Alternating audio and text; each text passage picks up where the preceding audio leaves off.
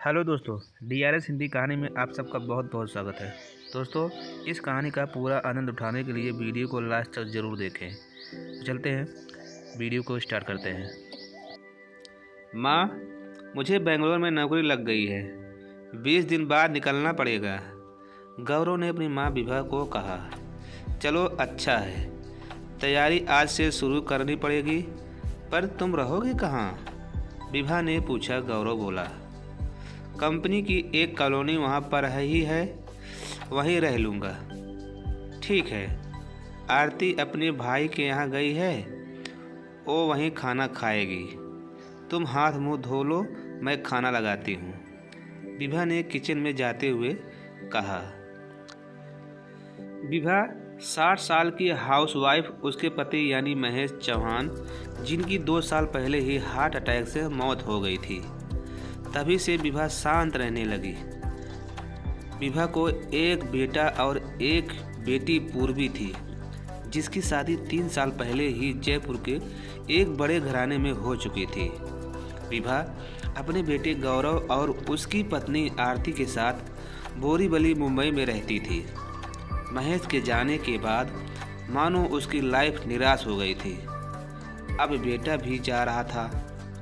गौरव ने बहुत मनाया कि वो भी उनके साथ बेंगलोर चले, लेकिन विभा ने मना कर दिया। वो यही रहना चाहती थी, अपने पति की आखिरी निशानी यानी उसकी घर, जिसको महेश ने कंपनी से लोन लेकर बनाया था। घर नहीं, दोनों ने सपनों का महल खड़ा किया था। घर की एक एक चीज से महेश की याद जुड़ी थी। विभा भी उसी घर में अपनी आखिरी सांसें लेना चाहती थी। ऐसे में वो घर छोड़कर कैसे जा सकती थी? 20 दिन कब बीत गए पता ही नहीं चला। विभा ने गौरव और आरती को भीगी आंखों से विदा किया था। समय ने रफ्तार पकड़ी, महीने बीतते चले गए। कभी कभी पूर्वी का फोन आ जाता और कभी कभी गौरव का। 25 दिन हो गए थे गौरव का फोन आए। विभा महेश की फ़ोटो की ओर देखते हुए बोली, देखा, महेश जो लड़का हमें यह कहता था कि वो हमें 4 धाम की यात्रा पर ले जाएगा, आज उसी के पास 5 मिनट की भी टाइम नहीं है यह पूछने के लिए कि माँ तुम ठीक हो कि नहीं। थोड़े दिन बाद अचानक पूर्वी और गौरव घर आए। दोनों को अचानक देखकर विभा खुश हो गई। विभा ने कहा, इतने दिनों बाद माँ की याद आई कैसे? गौरव ने कहा, हम तुम्हें यहाँ ले जाने आए हैं। विभा ने दोनों की तरफ देखते हुए कहा, कहाँ?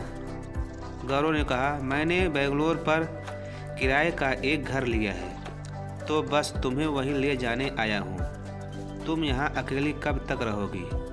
हमें कितना चिंता होती है तुम्हारी, मालूम है? विभा ने बहुत मना किया, लेकिन आखिर में दोनों के दलीलों के सामने हार मान गई और हामी भर दी। पूर्वी ने कहा, परसों शाम को टेम्पो आ जाएगा घर का सामान लाने। दूसरे दिन पूर्वी और गौरव सामान समेटने लग गए।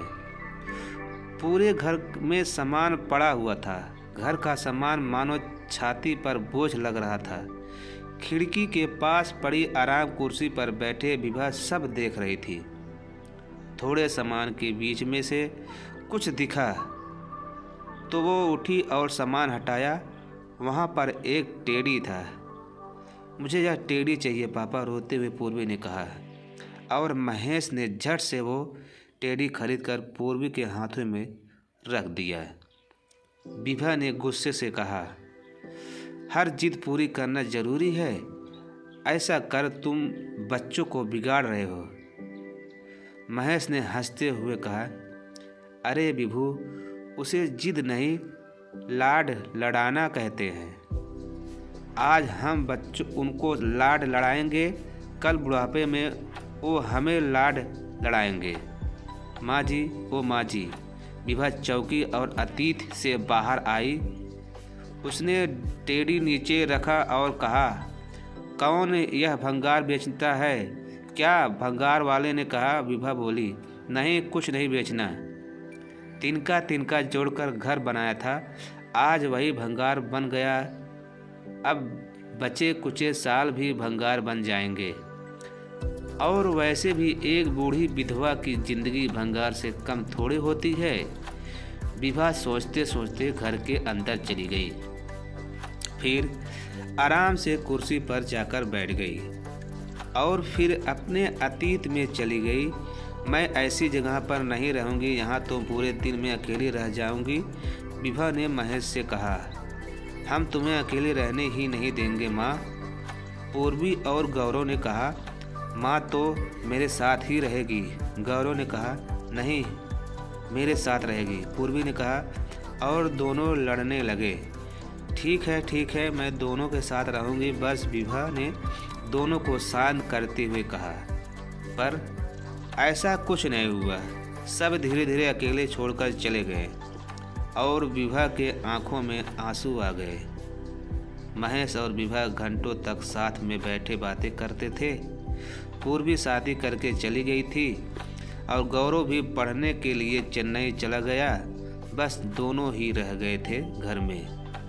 विभा, इंसान को अकेले रहने की आदत डाल लेनी चाहिए। हर कोई आपके साथ जिंदगी भर नहीं होगा। महेश ने सोते हुए कहा। दूसरी सुबह महेश उठा ही नहीं है। विभा को बहुत बड़ा सदमा लगा, मानो बहुत बड़े पत्थर के नीचे दबसी गई हो। थोड़े दिनों बाद सब सगे अपने अपने घर चले गए। पूर्वी भी अपने ससुराल चली गई। गौरव भी चेन्नई चला गया। रह गई तो बस विभा और महेश की यादें। आज उसी यादों को समेटकर विभा को जाना था। माँ, चलो, टेम्पो आ गया। गौरव ने आवाज़ लगाई। विभा अभी भी आराम कुर्सी पर बैठी थी। गौरव ने जैसे ही विभा को हिलाया, उसकी गर्दन एक और झुक गई। उसकी सांसें रुक गई थी। आखिर वही हुआ जो वो चाहती थी। उसके पति आखिरी निशानी उसके घर में, उसने आखिरी सांसें ली। आशा करते हैं कि आपको यह कहानी, एक विधवा की कहानी, पसंद आई होगी। ऐसे ही और भी कहानियाँ पढ़ने के लिए हमारे चैनल के साथ जुड़े और कमेंट करके ज़रूर बताएं कि आपको यह कहानी कैसी लगी। तो दोस्तों, हमारा सपोर्ट ज़रूर करिएगा, क्योंकि बहुत मेहनत लगता है इस वीडियो को बनाने में। तो मिलते हैं आप सबसे अगले वीडियो में। तब तक के लिए नमस्कार। जय हिंद।